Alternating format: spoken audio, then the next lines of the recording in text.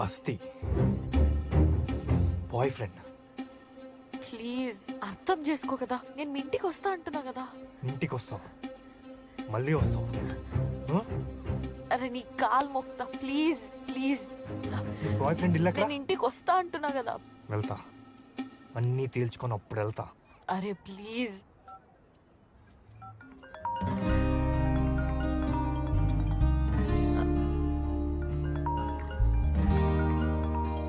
మా అన్నయ్య, నేను ఇప్పుడే మాట్లాడేసి వస్తా.